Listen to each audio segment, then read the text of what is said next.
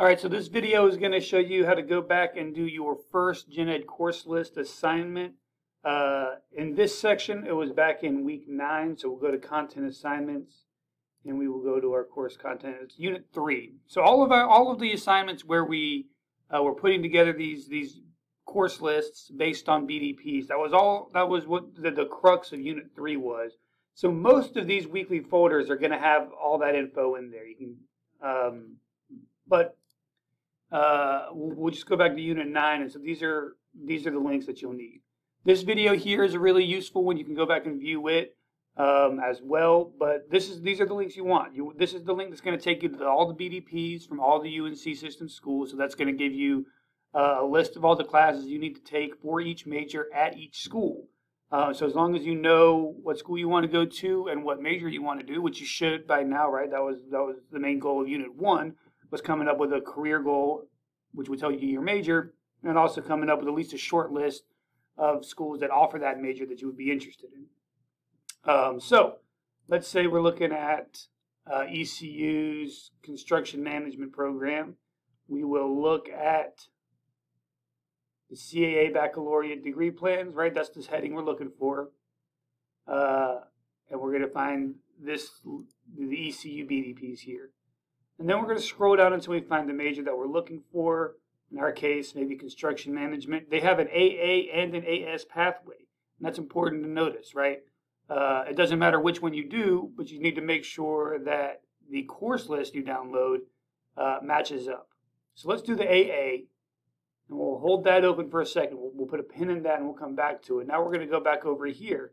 We've got the AA, or Associate of Arts Gen Ed requirements list here, or the AS Gen Ed requirements here. Again, we just want to make sure it matches up. So we're downloaded the AA BDP. So we're going to fill out the AA course list. And we'll open that up and enable editing. And then we'll make that take up half the screen, and we'll make the BDP take up the other half of the screen.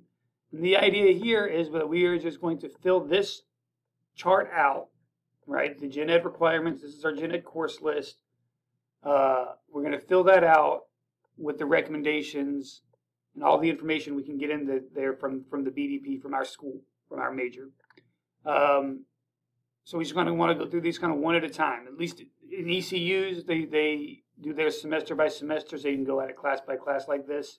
Other schools lay theirs out a little bit differently. So if that throws you off, let me know. It's just really important that you read all the kind of the fine print. And, you know, if you get thrown a curveball, just let me know. Because I have not looked at every BDP from every major at every school. So there's totally a possibility you run into something that looks weird that you can need some help with. So anyway, that said, we're just going to start checking these off. So English 111 is already on that list. We got it. Now let's say in the notes section, we want to make sure we're giving ourselves credit for the classes we've already taken or already registered for or are taking right now. So let's say we're also, in addition to ACA-122, let's just say, for instance, we're taking English 111 right now.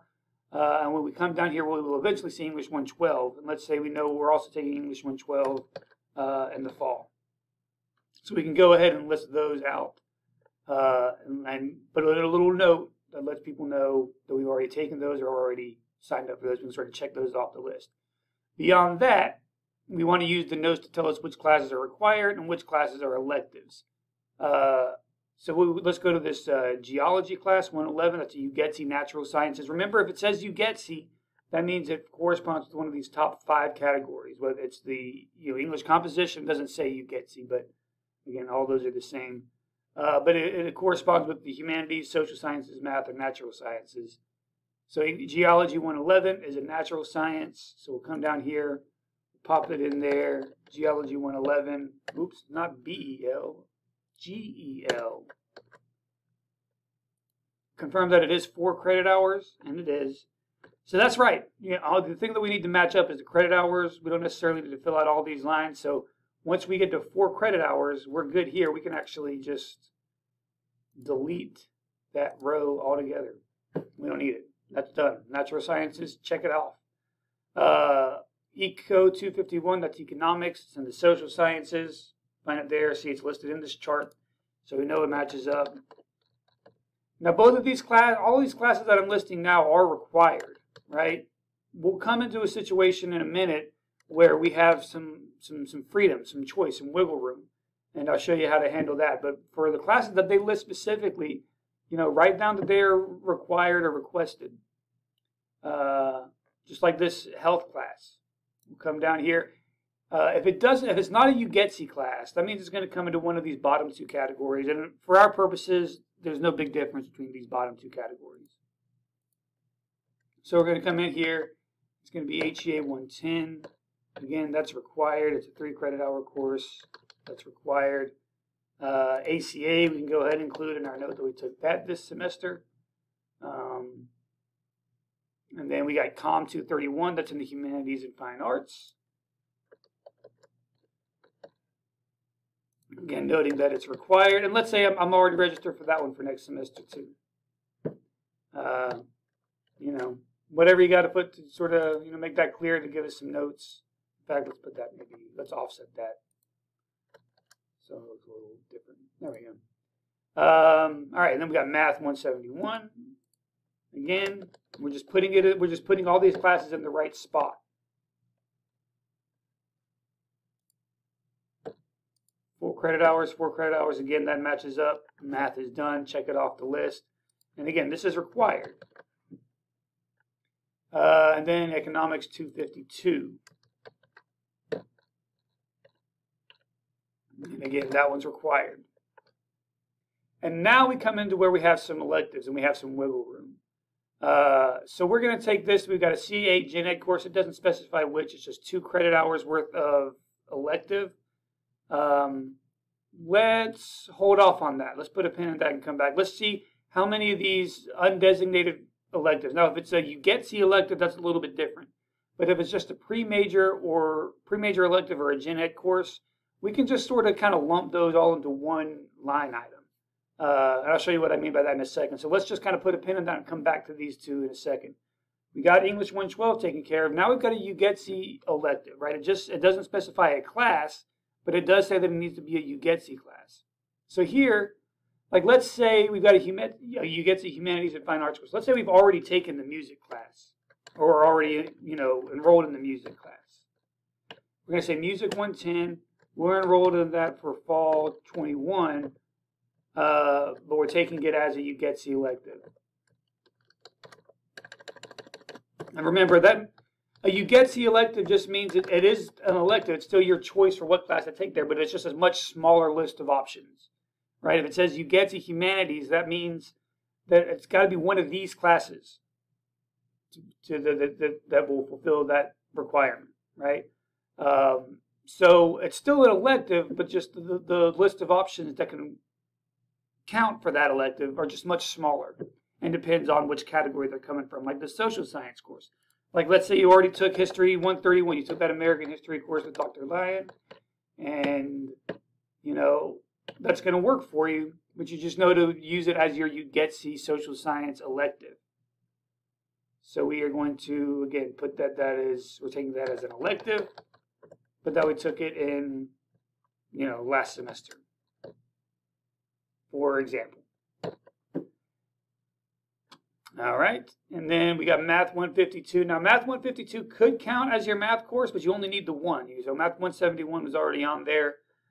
So Math 152 becomes one of these extra classes that's not a you get C, falls outside of that range, but it's still required. So we'll put it down here with that health class.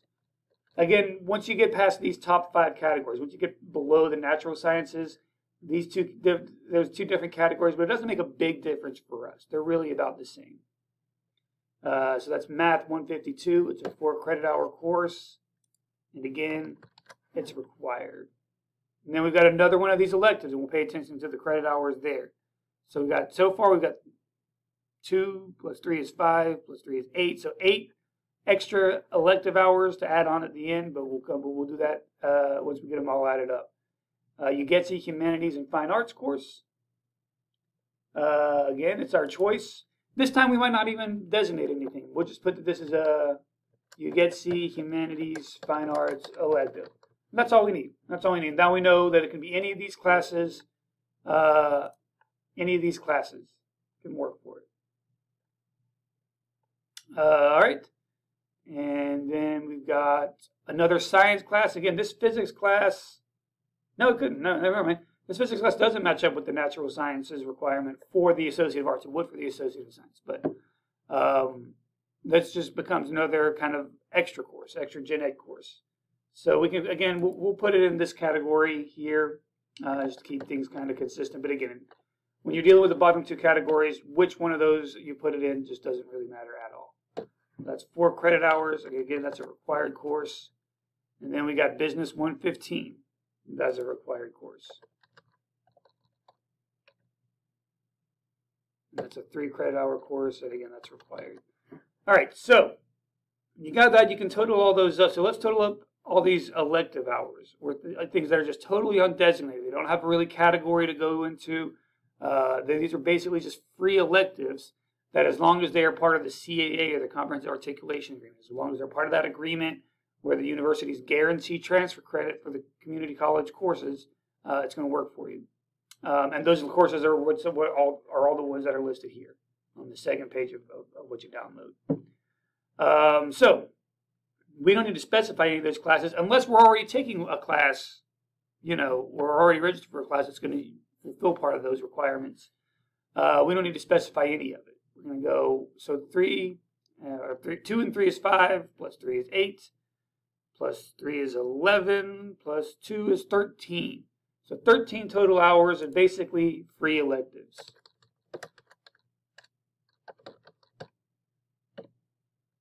$13 credit hours. That'll be about 3 classes, and one of them, 4 classes. One of those 4 should be like a science class. It's got a lab. It's got an extra 4 credit hours, something like that. Anyway, once you have that down, you and your advisor can work out the extra details, and then you just total up all the credit hours. These are already totaled up for you because they'll be the same all the time. So 6 and 9 is 15, plus 9 is 24, plus 4 is 28, plus 4 is 32. Plus 13 is 45. We got, so hang on. Yep, that matches up.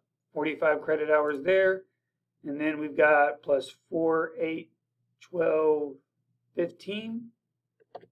And sure enough, our grand total is 60 credit hours.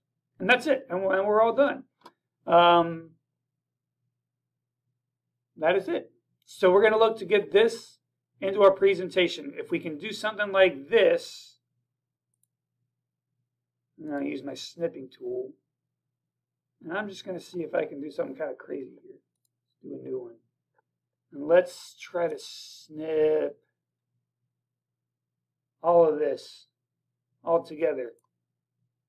Yeah, and if you could maybe get like that picture into a slide or something, that works. But you might piece it and do it, in a couple of different pieces, so you can move them around independently and organize them however you want to do it. But the idea is you want to get something like this into your presentation that shows your BDP and it shows the course list that you created based on that BDP. As long as you have both of those things in the presentation and visible and legible,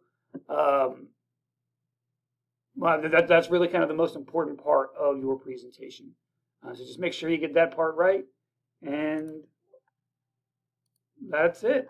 So I hope that helps. I hope that makes some sense, but always just keep reaching out to me if you have any other questions.